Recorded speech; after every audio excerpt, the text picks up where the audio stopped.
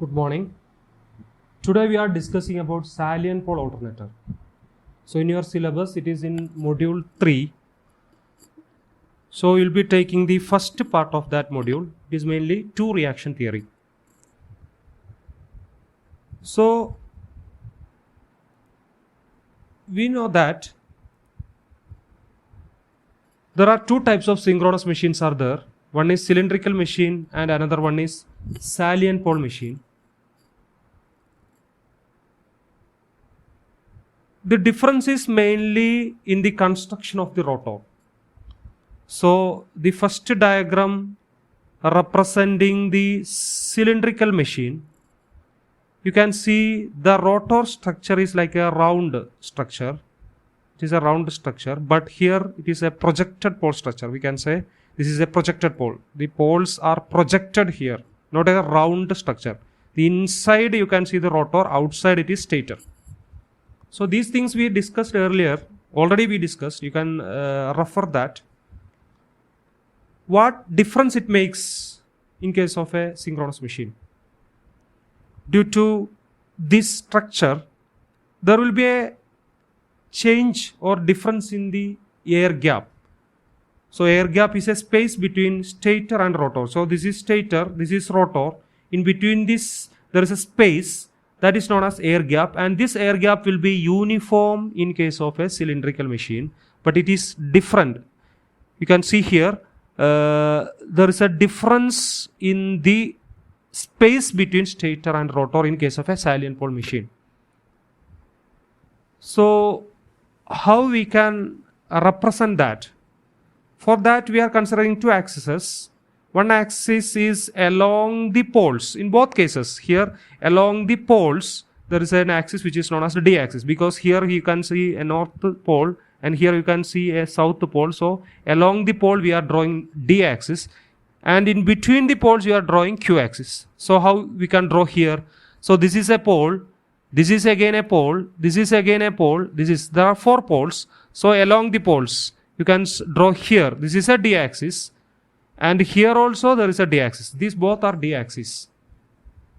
Now in between the poles you can draw here, this is a Q axis, and in between the poles again you can draw here, this is again a Q axis. So where you can see maximum air gap in case of salient pole machine. In case of a salient pole machine, along the Q axis you can see maximum space here. Here the space is maximum. So along the Q axis air gap is maximum, and along the D axis air gap is minimum, but in case of a cylindrical machine it is uniform throughout the machine. So that is the main attraction of a salient pole machine. It is the main property is non-uniform. Air gap is non-uniform. So non-uniform air gap.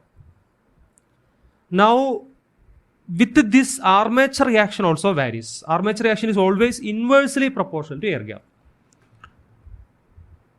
So with the non-uniform air gap, armature reaction will also become non-uniform. Now how we are representing the armature reaction in case of a synchronous machine? By considering a fictitious reactance XA. We have already seen that along the D axis and Q axis, armature reaction is different in case of a salient pole machine. Therefore, the representation of the armature reaction will also be different. We cannot represent by merely taking XA only. So we have to consider this representation, two separate representations. So this theory is known as two reaction theory. There are two reactances representing the armature reaction in case of a salient pole machine, which is known as two reaction theory. So two reaction theory is proposed by Andre Blundell. With this, we can divide the armature MMF to two mutually perpendicular components. Why armature MMF? Armature reaction is the effect of armature flux on main flux. So it is related with armature flux. Armature flux is creating armature MMF.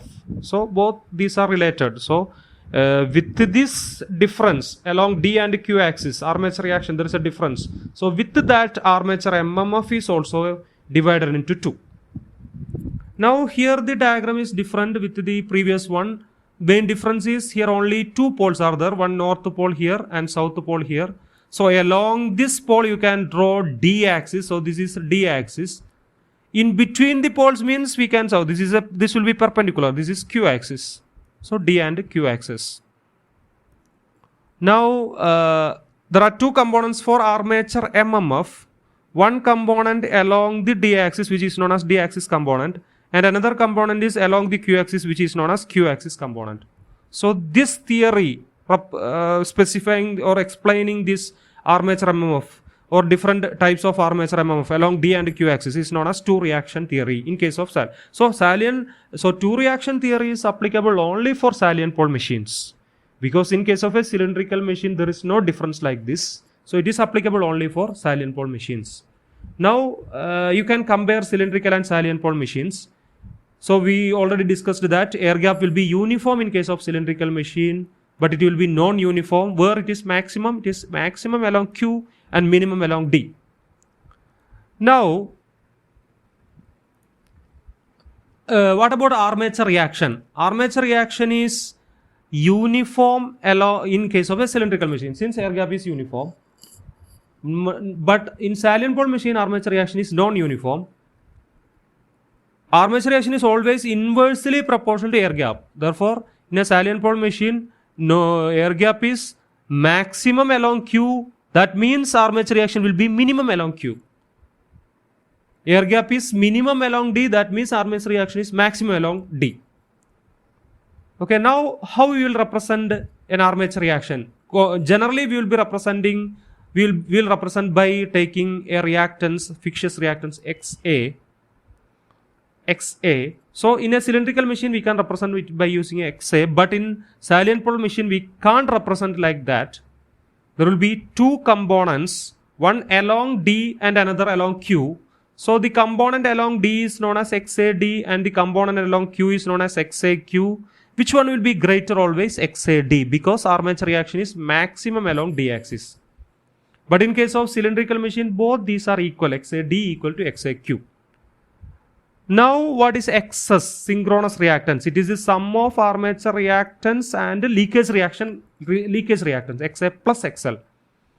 In case of salient pole machines, we can't say like that, because XA is different along D and Q.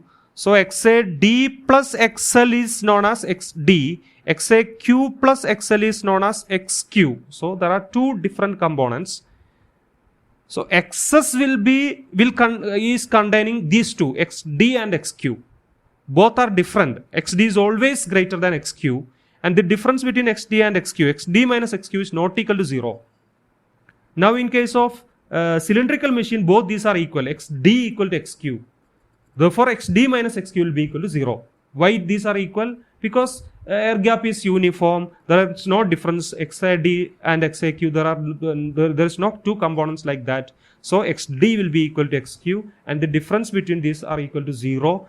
Therefore, we will be commonly using a term saliency. So cylindrical machines are machines with zero saliency, but salient pole machines are having a saliency, and that difference is not equal to 0.